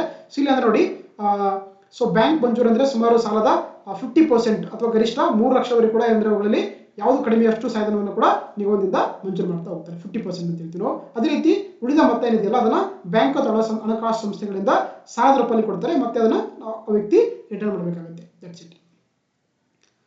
ಈ ಯೋಜನೆಯಲ್ಲಿ ಬರ್ಬೇಕಂತ ಏನು ಅರ್ಹತೆಗಳು ಇರ್ಬೇಕಂತ ನೋಡ್ತಾ ಹೋಗೋಣ. ಎಲಿಜಿಬಿಲಿಟಿ. ಸೊ ಅಗೇನ್ ಅವರು ಕೂಡ ಹಿಂದುಳಿದ ವರ್ಗದ category 1, category 2A, category 3A ಅಥವಾ ಕ್ಯಾಟಗರಿ ಬಿಗೆ 3Bಗೆ ಸೇರಿದವರಾಗಿರ್ಬೇಕು. ಜೊತೆಗೆ ಯಾರೆಲ್ಲ ಈ ಯೋಜನೆಯಲ್ಲಿ ಬೆನಿಫಿಟ್ ಪಡ್ಕೊಳ್ತಾರೋ ಅವ್ರು ಏನಂದ್ರೆ ಅವ್ರ ಹತ್ರ ಒಂದು ಲಘು ವಾಹನ ಚಾಲನಾ ಪರವಾನಗಿ ಅಥವಾ ಡ್ರೈವಿಂಗ್ ಲೈಸೆನ್ಸ್ ಅನ್ನ ಹೊಂದಿರಬೇಕು. ಜೊತೆಗೆ ಅವರ ಕುಟುಂಬ ವಾರ್ಷಿಕ ಆದಾಯ ಬಂದು ಅವರೇನಾದ್ರು ಕೂಡ ಗ್ರಾಮಾಂತರ ಪ್ರದೇಶದವರಾಗಿದ್ದರೆ 98,000 ರೂಪಾಯಿಗಳ ಒಂದು ಮಿತಿಯಲ್ಲಿ ಅವ್ರದ್ದು ಇನ್ಕಮ್ ಇರಬೇಕು. ಅದೇ ರೀತಿ ಅವರೇನಾದ್ರು ಕೂಡ ನಗರ ಪ್ರದೇಶವರಾಗಿದ್ದರೆ 1,20,000 ಒಳಗಡೆ ಅವರ ಒಂದು ಆದಾಯದ ಮಿತಿಯನ್ನ ಇರಬೇಕಾಗುತ್ತೆ. ಜೊತೆಗೆ ಅವರು ಕಡ್ಡಾಯವಾಗಿ ಕರ್ನಾಟಕ ರಾಜ್ಯದ ಕಾಯಂ ನಿವಾಸಿಯಾಗಿರ್ಬೇಕು. ಜೊತೆಗೆ ಅರ್ಜಿಯಾರ ವಯಸ್ಸು ಬಂದು 18ರಿಂದ 55 ವರ್ಷಗಳ ಒಳಗಡೆ ಇರಬೇಕಾಗುತ್ತೆ. ಜೊತೆಗೆ ಅವರು ಹಿಂದೆ ಯಾವುದೇ ಒಂದು ನಿಗಮದ ಯೋಜನೆಗಳಲ್ಲಿ ಅವರು ಸೌಲಭ್ಯನ ಪಡೆದಿರಬಾರ್ದು, ಅದು ಕೂಡ ಒಂದು ಕಂಡೀಷನ್ಸ್ ಇದೆ. ಜೊತೆಗೆ ಯಾರೆಲ್ಲ ಈ ಒಂದು ಯೋಜನೆ ಸವಲತ್ತು ಪಡೆಯಬೇಕನ್ನು ಬಯಸ್ತಾರೋ ಅವ್ರು ಏನಂದ್ರೆ ಕಡ್ಡಾಯವಾಗಿ ಅವರು ಬ್ಯಾಂಕ್ ಅಕೌಂಟ್ ಅನ್ನ ಹೊಂದಿರಬೇಕಾಗುತ್ತೆ. ಜೊತೆಗೆ ಒಂದು ಕುಟುಂಬದ ಒಬ್ಬ ಸದಸ್ಯರಿಗೆ ಮಾತ್ರನೇ ಈ ಒಂದು ಯೋಜನೆ ಅಪ್ಲಿಕೇಬಲ್ ಆಗುತ್ತೆ. ಜೊತೆಗೆ ಅವರು ಏನು ಒಂದು ನ್ಯಾಷನಲೈಸ್ ಅಥವಾ ರಾಷ್ಟ್ರೀಕೃತ ಬ್ಯಾಂಕ್ಗಳಲ್ಲಿ ಆಧಾರ್ ಸಂಯೋಜಿತವಾಗಿರುವ ಖಾತೆಯನ್ನ ಹೊಂದಿರಬೇಕು. ಅಂದ್ರೆ ಆಧಾರ್ ಲಿಂಕ್ ಆಗಿರುವಂತಹ ಒಂದು nationalise bank, for example SBI ಆಗಿರ್ಬೋದು, ಹೌದಾ, ಆಮೇಲೆ SBI ಈ ತರ ಬ್ಯಾಂಕ್ಗಳಲ್ಲಿ ಅಂತ ಏನಾಗಿರ್ಬೇಕು ಅವರು ಆಕ್ಚುಲಿ ಒಂದು ಆಧಾರ್ ಲಿಂಕ್ಡ್ ಅಕೌಂಟ್ ಅನ್ನ ಹೊಂದಿರಬೇಕು. ಅವ್ರಿಗೆ ಈ ಒಂದು ಯೋಜನೆ ಅಪ್ಲಿಕೇಬಲ್ ಆಗುತ್ತೆ ಅಂತ ಹೇಳ್ಬೋದು. ಸೊ ಹಾಗಾದ್ರೆ ಯಾವ ರೀತಿ ಸೆಲೆಕ್ಟ್ ಮಾಡ್ತಾರೆ ಅದಕ್ಕೆ ನೋಡ್ತಾ ಹೋಗೋಣ. ಆಕ್ಚುಲಿ ಏನು ಈ ಒಂದು ಸ್ವಾವಲಂಬಿ ಸಾರಥಿ ಒಂದು ಸ್ಕೀಮ್ ಇದೆಯಲ್ಲ, ಇಲ್ಲಿ ಯಾರು ಅಪ್ಲಿಕೇಶನ್ ಆಗ್ತಾರೆ ಅವ್ರಿಗೆ ಏನ್ ಮಾಡ್ತಾರೆ, ಒಂದು ಕಮಿಟಿ ಮಾಡ್ತಾ ಹೋಗ್ತಾರೆ. ಆ ಕಮಿಟಿ ಅಧ್ಯಕ್ಷರಾಗಿರ್ತಾರೆ. ಸೊ ಗೊತ್ತಿರಬೇಕು, ಮುಖ್ಯ ಕಾರ್ಯನಿರ್ವಹಣಾಧಿಕಾರಿಗಳು ಜಿಲ್ಲಾ ಪಂಚಾಯತ್ ಅಂದ್ರೆ ಜಿಲ್ಲಾ ಪಂಚಾಯತ್ನ ಚೀಫ್ ಎಕ್ಸಿಕ್ಯೂಟಿವ್ ಆಫೀಸರ್ಸ್ ಏನಿರ್ತಾರಲ್ಲ ಅವರು ಈ ಒಂದು ಆಯ್ಕೆ ಸಮಿತಿಯ ಅಧ್ಯಕ್ಷರಾಗಿರ್ತಾರೆ. ಜೊತೆಗೆ ಇದರಲ್ಲಿ 4 ಜನ ಸದಸ್ಯರಿರ್ತಾರೆ. ಯಾರಿರ್ತಾರೆ, ಲೀಡ್ ಬ್ಯಾಂಕ್ ವ್ಯವಸ್ಥಾಪಕರು ಈ ಒಂದು ಆಯ್ಕೆ ಸಮಿತಿಯ ಸದಸ್ಯರಾಗಿರ್ತಾರೆ. ಅದೇ ರೀತಿ ಪ್ರಾದೇಶಿಕ ಸಾರಿಗೆ ಅಧಿಕಾರಿ ಅಥವಾ ರೀಜನಲ್ ಟ್ರಾನ್ಸ್ಪೋರ್ಟ್ ಆಫೀಸರ್ ಏನಿರ್ತಾರೆ ಅಥವಾ ಪ್ರತಿನಿಧಿಯವರು ಕೂಡ ಇದರೆಲ್ಲ ಸದಸ್ಯರಾಗಿರ್ತಾರೆ. ಜೊತೆಗೆ ಜಿಲ್ಲಾಧಿಕಾರಿಗಳು, ಹಿಂದುಳಿದ ವರ್ಗಗಳ ಕಲ್ಯಾಣ ಇಲಾಖೆ ಏನು ಬ್ಯಾಕ್ವರ್ಡ್ ವೆಲ್ಫೇರ್ ಡಿಪಾರ್ಟ್ಮೆಂಟ್ ಇರುತ್ತಲ್ಲ ಅದರ ಏನು ಒಬ್ಬ ಕಮಿಷನರ್ಸ್ ಇರ್ತಾರೆ, ಅವ್ರು ಏನಂದ್ರೆ ಇದರ ಸದಸ್ಯರಾಗಿರ್ತಾರೆ. ಜೊತೆಗೆ ನಿಗಮದ ಏನು ಈ ಹೌದಾ ದೇವರಾಜ ಅರಸು ಏನು ನಿಗಮ ಇರುತ್ತಲ್ಲ ಅದರ ಜಿಲ್ಲಾ ವ್ಯವಸ್ಥಾಪಕರು ಅಂದ್ರೆ ಇದರ ಒಬ್ಬ ಸದಸ್ಯ ಕಾರ್ಯದರ್ಶಿಯಾಗಿ ಕೆಲಸವನ್ನು ಮಾಡ್ತಿರ್ತಾರೆ. ಸೊ ಈ ಒಂದು ಆಯ್ಕೆ ಸಮಿತಿ ಮುಖಾಂತರ ಯಾರೆಲ್ಲ ಅಪ್ಲಿಕೇಶನ್ ಹಾಕಿರ್ತಾರೆ ಅವರ ಒಂದು ಅವರ ಒಂದು ಅರ್ಹತೆಗೆ ಅನುಗುಣವಾಗಿ ಅವ್ರನ್ನ ಸೆಲೆಕ್ಟ್ ಮಾಡ್ತಾ ಹೋಗ್ತಾರೆ ಅಂತ ಹೇಳ್ತೀವಿ. ದಟ್ ಈಸ್ ಕಾಲ್ಡ್ ದ ಸ್ವಾವಲಂಬಿ ಸಾರಥಿ ಯೋಜನೆ ಅಂತ ಕರೀತಾರೆ. ಓಕೆ, ಸೊ ಸ್ವಾವಲಂಬಿ ಸಾರಥಿ ಯೋಜನೆ ಅಂತ ಕರೀತಾರೆ. ನೆಕ್ಸ್ಟ್ ಸ್ಕೀಮ್ ನೋಡ್ತಾ ಹೋಗೋಣ. ಇನ್ನು 8ನೇ ಸ್ಕೀಮ್ ನೋಡ್ತಾ ಹೋಗೋಣ. ಅದು ಹೊಲಿಗೆ ಯಂತ್ರ ವಿತರಣೆ ಯೋಜನೆ ಅಂತ ಕರೀತಾರೆ. ಇದನ್ನ ನೋಡಿದ್ರೆ ಇದನ್ನು ನೀಡುವಂಥದ್ದು ಡಿ ದೇವರಾಜ ಅರಸು ಹಿಂದುಳಿದ ವರ್ಗಗಳ ಅಭಿವೃದ್ಧಿ ನಿಗಮ ಏನ್ ಮಾಡುತ್ತೆ, ಯಾರೆಲ್ಲ ಬಡ ಕುಟುಂಬದ ಮಹಿಳೆಯರು ಇರ್ತಾರೆ ಅವರಿಗೆ ಹೊಲಿಗೆ ಯಂತ್ರಗಳನ್ನ ವಿತರಿಸುವ ಮೂಲಕ ಅವರನ್ನ ಸ್ವಾವಲಂಬಿಗಳಾಗಿ ಮಾಡುವಂಥದ್ದು ಈ ಒಂದು ಸ್ಕೀಮಿನ ಮುಖ್ಯ ಉದ್ದೇಶ ಅಂತ ಕರಿತೀವಿ. ಇಲ್ಲಿ ಈ ಒಂದು ಯೋಜನೆಯ ಸೌಲಭ್ಯ ಪಡಿಬೇಕು ಅನ್ಕೊಂಡ್ರೆ ಅವರು ಹಿಂದುಳಿದ ವರ್ಗಗಳ ಪ್ರವರ್ಗ 1, 2A, 3A ಮತ್ತು 3Bಗೆ ಸೇರಿದವರಾಗಿರ್ಬೇಕು. ಜೊತೆಗೆ ಅವರ ಕುಟುಂಬದ ವಾರ್ಷಿಕ ಆದಾಯ ಬಂದು ಅವರೇನಾದ್ರೂ ಕೂಡ ಗ್ರಾಮಾಂತರ ಪ್ರದೇಶದವರಾಗಿದ್ರೆ 98,000 ರೂಪಾಯಿಗಳ ಒಂದು ಮಿತಿಯನ್ನ ವಾರ್ಷಿಕ ಆದಾಯ ಹೊಂದಿರಬೇಕಾಗುತ್ತೆ. ಜೊತೆಗೆ ಅವರೇನಾದ್ರೂ ಕೂಡ ನಗರ ಪ್ರದೇಶದವರಾಗಿದ್ರೆ ಅವರ ಒಂದು ಆದಾಯ ಬಂದು 1,20,000 ಒಳಗಡೆ ಇರಬೇಕಾಗುತ್ತೆ. ಜೊತೆಗೆ ಅರ್ಜಿದಾರ ವಯಸ್ಸು ಬಂದು 18ರಿಂದ 50 ವರ್ಷಗಳ ಒಳಗಡೆ ಇರಬೇಕಾಗುತ್ತೆ. ಸೊ ಇವೆಲ್ಲ ಕೂಡ ಒಂದು ಅರ್ಹತೆಗಳನ್ನ ಕೊಟ್ಟಿರುವಂಥದ್ದು. Okay, that is called the ಹೊಲಿಗೆ ಯಂತ್ರ ವಿತರಣೆ ಯೋಜನೆ ಅಂತ ಕರೀತಾರೆ. ಇನ್ನು ನೆಕ್ಸ್ಟ್ ನೋಡ್ತಾ ಹೋಗೋಣ. ನೆಕ್ಸ್ಟ್ ಸ್ಕೀಮು 9ನೇ ಸ್ಕೀಮ್ ಒಂದು ಸಾಂಪ್ರದಾಯಿಕ ಕುಶಲಕರ್ಮಿಗಳು ಮತ್ತು ವೃತ್ತಿ ಕಸುಬುದಾರರಿಗೆ ಸಾಲ ಮತ್ತು ಸಹಾಯಧನ ಯೋಜನೆ ಅಂತ ಕರೀತಾರೆ. ವೆರಿ ಇಂಪಾರ್ಟೆಂಟ್ ಅಂತ ಇರ್ಬೋದು. ನೋಡಿ, ನಮಗೆಲ್ಲ ಗೊತ್ತಿರುವಂತೆ ಸಾಂಪ್ರದಾಯಿಕ ಕುಶಲಕರ್ಮಿಗಳು ಅಂತ ಕರೀತಾರೆ. ಫಾರ್ ಎಕ್ಸಾಂಪಲ್ ಕಾರ್ಪೆಂಟರ್ ಆಗಿರ್ಬೋದು, ಟೇಲರ್ ಆಗಿರ್ಬೋದು, ಹೌದಾ, ಯಾವುದೋ ಆರ್ಟಿಷನ್ಸ್ ಆಗಿರ್ಬೋದು, ಅವರನ್ನು ನಾವು ಸಾಂಪ್ರದಾಯಿಕ ಟ್ರೆಡಿಷನಲ್ ಆರ್ಟಿಷನ್ಸ್ ಅಂತ ಕರಿತೀವಿ ಅಲ್ವಾ. ನೋಡಿ, ಸಾಂಪ್ರದಾಯಿಕ ಕುಶಲಕರ್ಮಿಗಳು ಮತ್ತು ವೃತ್ತಿ ಕಸುಬುದಾರರಿಗೆ ಏನು ಮಾಡ್ತಾರೆ ಅಂದರೆ ಸಾಲ ಮತ್ತು ಸಹಾಯಧನದ ಸಾಂಪ್ರದಾಯಿಕ ವೃತ್ತಿ ಅವರಿಗೆ ಏನು ಮಾಡ್ತಾರೆ ಆ್ಯಕ್ಚುಲಿ ಒಂದು ಸಾಲವನ್ನು ಕೊಡುವಂಥದ್ದು ಈ ಸ್ಕೀಮಿನ ಮುಖ್ಯ ಉದ್ದೇಶ ಅಂತ ಕರಿತೀವಿ. ಯಾರಿಗೆ ಕೊಡ್ತಾರೆ ಅಂದರೆ ಅಗೇನ್ ಇದು ಕೂಡ ಹಿಂದುಳಿದ ವರ್ಗಗಳ category 1, category 2A, category 3A ಮತ್ತು ಕ್ಯಾಟಗರಿ 3Bಗೆ ಸೇರಿದವರಾಗಿದ್ದರೆ ಸೊ ಈ ಒಂದು ಸ್ಕೀಮಲ್ಲಿ ಅವರಿಗೆ ಅಪ್ಲಿಕೇಬಲ್ ಆಗುತ್ತೆ ಅಂತ ಹೇಳ್ಬೋದು. ಜೊತೆಗೆ ಅವರು ಸಾಂಪ್ರದಾಯಿಕ ವೃತ್ತಿ ಮತ್ತು ಕುಶಲಕರ್ಮಿ ವೃತ್ತಿಯನ್ನು ಅವರು ಕೈಗೊಳ್ತಿರ್ಬೇಕು ಅಂತವ್ರಿಗೆ ಮಾತ್ರ ಕೊಡ್ತಾ ಹೋಗ್ತಾರೆ. ಎಸ್, ಮತ್ತೆ ಅವರ ಕುಟುಂಬದ ವಾರ್ಷಿಕ ಆದಾಯ ಬಂದು ಅವರೇನಾದರೂ ಕೂಡ ಗ್ರಾಮಾಂತರ ಪ್ರದೇಶದ ಅಥವಾ ರೂರಲ್ ಏರಿಯಾದವರಾಗಿದ್ದರೆ ಅವರ ವಾರ್ಷಿಕ ಆದಾಯ ಬಂದು 40,000ಕ್ಕಿಂತ ಜಾಸ್ತಿ ಇರಬಾರ್ದು.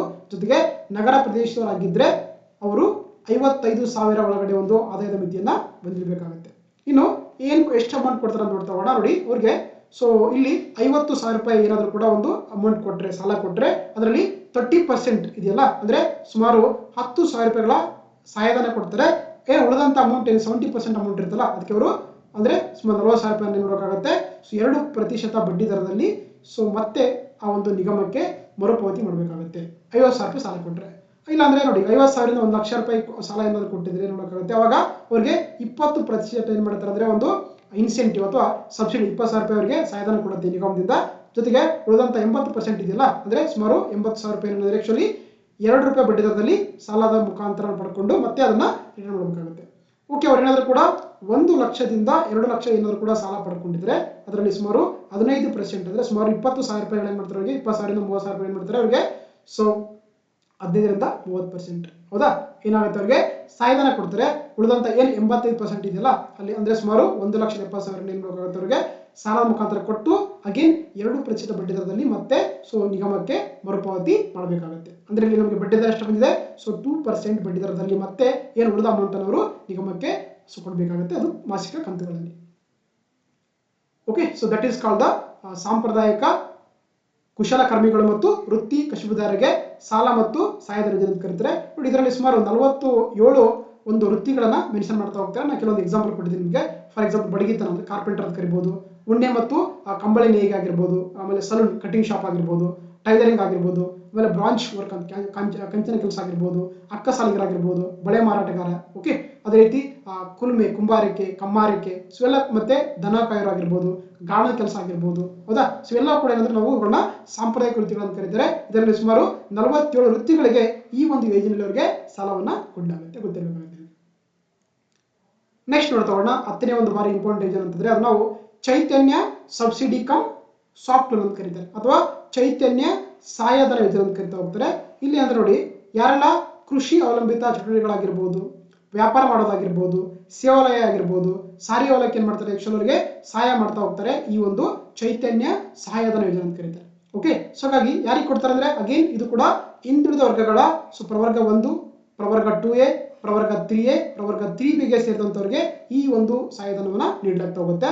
ಸೊ ಅಗೇನ್ ಇಲ್ಲಿ ಕೂಡ ಒಂದು ವಾರ್ಷಿಕ ಆದಾಯದ ಮಿತಿಯನ್ನು ಕೂಡ ಕುಟುಂಬದ ವಾರ್ಷಿಕ ಆದಾಯವನ್ನು ಕೂಡ ಇಲ್ಲಿ ಫಿಕ್ಸ್ ಮಾಡ್ತಾ ಹೋಗ್ತಾರೆ. ಅಂದರೆ ಗ್ರಾಮಾಂತರ ಪ್ರದೇಶದವರಾಗಿದ್ದರೆ ಅವರಿಗೆ 40,000 ರೂಪಾಯಿ ಅವರ ಒಂದು ಆದಾಯದ ಮಿತಿಯೊಳಗೆ ಇರಬೇಕಾಗುತ್ತೆ. ಜೊತೆಗೆ ಅವರೇನಾದ್ರು ಕೂಡ ಪಟ್ಟಣ ಪ್ರದೇಶದವರಾಗಿದ್ದರೆ ಅವರ ಒಂದು ವಾರ್ಷಿಕ ಆದಾಯ 55,000 ರೂಪಾಯಿ ಒಳಗಡೆ ಇರಬೇಕಾಗುತ್ತೆ. ಅದೇ ರೀತಿ ಇಲ್ಲಿ ಎಷ್ಟು ಅಮೌಂಟ್ ಕೊಡ್ತಾರೆ ಅಂತ ನೋಡಿ, ಆಕ್ಚುಲಿ ಅವ್ರ ಘಟಕ ವೆಚ್ಚ ಬಂದು 25,000 ರೂಪಾಯಿ ಕೊಡ್ತಾರೆ. 25,000ರಿಂದ 5 ಲಕ್ಷದವರೆಗೂ ಕೂಡ ಇಲ್ಲಿ ಅವರಿಗೆ ಒಂದು ಸಹಾಯಧನ ಮಾಡ್ತಾ ಹೋಗ್ತಾರೆ. ಸೊ ಹಾಗಾಗಿ ಸುಮಾರು 20% ಅಂದರೆ ಗರಿಷ್ಠ 25,000 ರೂಪಾಯಿಗಳ ಏನಂದರೆ ಅವರಿಗೆ ಸಹಾಯಧನ ಕೊಡಲಿ ಸಿಗ್ತಾ ಹೋಗುತ್ತೆ. ಓಕೆ, ಆಮೇಲೆ ಉಳಿದ ಮೊತ್ತ ಏನು ಮಾಡ್ತಾರೆ ಅವರಿಗೆ ಬ್ಯಾಂಕಿನಿಂದ ಸಾಲದ ಮುಖಾಂತರ ಕೊಡಬೇಕಾಗುತ್ತೆ. ಸೊ ಅದಾ ಅಂದರೆ ಇಲ್ಲಿ ನೋಡಿ ನಿಮಗೆ 5 ಲಕ್ಷದವರೆಗೂ ಕೂಡ ಏನು ಮಾಡ್ತಾರೆ ಅಂದರೆ ಈ ಒಂದು ಘಟಕ ವೆಚ್ಚ ಕೊಟ್ಟರೆ ಅದರಲ್ಲಿ ಸುಮಾರು 25,000 ರೂಪಾಯಿಗಳ ಸಹಾಯಧನ ಕೂಡ ಆಕ್ಚುಲಿ ಈ ಒಂದು ಯೋಜನೆಯಲ್ಲಿ ನಿಮಗೆ ಸಿಗ್ತಾ ಹೋಗುತ್ತೆ ಅಂತ ಹೇಳ್ಬೋದು. ದಟ್ ಈಸ್ ಕಾಲ್ಡ್ ದ ಚೈತನ್ಯ ಸಹಾಯಧನ ಯೋಜನೆ ಅಂತ ಕರೀತಾರೆ. ಇನ್ನು ನೆಕ್ಸ್ಟ್ ನೋಡ್ತಾ ಹೋಗೋಣ, ಕಿರು ಸಾಲ ಯೋಜನೆ ಅಥವಾ ಮೈಕ್ರೋ ಕ್ರೆಡಿಟ್ ಸ್ಕೀಮ್ ಅಂತ ಕರಿತಾ ಹೋಗ್ತೀವಿ.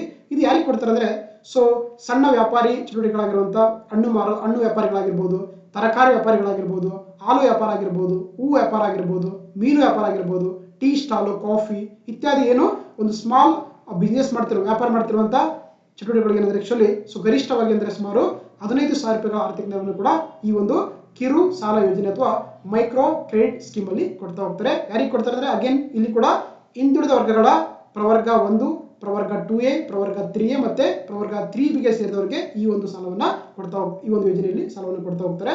ಜೊತೆಗೆ ಆಗಲೇ ಹೇಳಿದಂಗೆ ಇಲ್ಲಿ ಕನಿಷ್ಠವಾಗಿ ಓಕೆ ಗರಿಷ್ಠ ಎಷ್ಟು ಕೊಡ್ತಾರೆ ಅಂದರೆ 5,000 ರೂಪಾಯಿ ಕೊಡ್ತಾರೆ. ಸಾರಿ, ಒಂದು ಸಹಾಯಧನ ಅಂದರೆ ಈಗ 15,000 ರೂಪಾಯಿ ಕೊಟ್ಟಿದ್ದಾರಲ್ಲ, 15,000 rupees ಕೊಟ್ಟರೆ ಸೊ ಅಲ್ಲಿ 5,000 ರೂಪಾಯಿ ಸಹಾಯಧನ ಕೊಡ್ತಾರೆ. ಇನ್ನು ಉಳಿದಂಥ 10,000 ರೂಪಾಯಿ ಇದೆಲ್ಲ ಅದನ್ನ ಸೊ ಸಾಲದ ಮುಖಾಂತರ 10,000 ರೂಪಾಯಿಗಳಲ್ಲಿ ಕೊಡ್ತಾ ಹೋಗ್ತಾರೆ. ಹೌದಾ? ಸೊ ಹಾಗಾಗಿ ಇನ್ನೊಂದೇನಾದ್ರೂ ನೋಡಿ, ಯಾರೆಲ್ಲ ಈ ಒಂದು ಯೋಜನೆ ಫಲಾನುಭವಿಗಳಿರ್ತಾರೆ ಅವರು ಸ್ವಸಹಾಯ ಗುಂಪುಗಳ ಸದಸ್ಯರಾಗಿರ್ಬೇಕು, ಅಂದ್ರೆ ಸೆಲ್ಫ್ ಹೆಲ್ಪ್ ಗ್ರೂಪ್ನ ಮೆಂಬರ್ ಆಗಿರಬೇಕು. ಜೊತೆಗೆ ಫಲಾನುಭವಿಗಳು BPL ಕಾರ್ಡನ್ನು ಹೊಂದಿರುವಂಥ ಕುಟುಂಬದವರಾಗಿರಬೇಕು. ಜೊತೆಗೆ ಅವರು ಸರ್ಕಾರಿ ಅಥವಾ ಸರ್ಕಾರಿ ಸ್ವಾಮ್ಯದ ಒಂದು ಸಂಸ್ಥೆಗಳಲ್ಲಿ ಉದ್ಯೋಗಿಯಾಗಿ ಇರಬಾರ್ದು. ಇವೆಲ್ಲ ಕೂಡ ಕಂಡೀಷನ್ ಕೊಟ್ಟಿದ್ದಾರೆ. ಜೊತೆಗೆ ನೋಡಿ, ಏನು ಈ ಒಂದು ಸ್ವಸಹಾಯ ಸಂಘಗಳಿರ್ತಾವಲ್ಲ, ಸಾಲ ಮೊತ್ತ ಬಂದು ವಾರ್ಷಿಕವಾಗಿ 4% ಬಡ್ಡಿ ದರದಲ್ಲಿ ನಿಗಮಕ್ಕೆ ಹಿಂದಿರುಗಿಸಬೇಕಾಗುತ್ತೆ. ಅದೇ ರೀತಿ 1% ಭಾಗದ ಬಡ್ಡಿಯನ್ನ ಹೆಚ್ಚುವರೆಗೆ ಅಂತಂದ್ರೆ ಹೆಚ್ಚು ಪಡೆದು ಸ್ವಸಹಾಯ ಗುಂಪುಗಳ ಸೇವಾ ಶುಲ್ಕವಾಗಿ ಕೂಡ ಇಟ್ಕೊಳ್ಳೋಕೆ ಅವರಿಗೆ ಅವಕಾಶ ಕೊಡ್ತಾ ಹೋಗ್ತಾರೆ. ದಟ್ ಇಸ್ ಕಾಲ್ಡ್ ದ ಕಿರು ಸಾಲ ಯೋಜನೆ ಅಥವಾ ಮೈಕ್ರೋ ಕ್ರೆಡಿಟ್ ಸ್ಕೀಮ್ ಅಂತ ಕರಿತಾ ಹೋಗ್ತಾರೆ. ಓಕೆ, ಸೊ ಹಾಗಾಗಿ ಇದಿಷ್ಟು ಕ್ಲಾಸ್ ಆಗಿತ್ತು. ಈ ಒಂದು ಕ್ಲಾಸ್ ನಿಮಗೆ ಇಷ್ಟವಾಗಿದ್ದರೆ ದಯವಿಟ್ಟು ಈ ಒಂದು ವಿಶ್ವಮಿಟ್ ಯೂಟ್ಯೂಬ್ ಚಾನಲ್ನ ಸಬ್ಸ್ಕ್ರೈಬ್ ಮಾಡಿ, ನಿಮ್ಮ ಫ್ರೆಂಡ್ಸ್ಗೆ ಶೇರ್ ಮಾಡಿ, ಮತ್ತು ನಿಮ್ಗೆ ಏನೋ ಡೌಟ್ಸ್ ಇದ್ರೂ ಕೂಡ ಕಾಮೆಂಟ್ ಮಾಡಿ. ಮತ್ತೆ ಮುಂದಿನ ಕ್ಲಾಸಲ್ಲಿ ಸಿಗ್ತಾ ಹೋಗೋಣ. Thank you.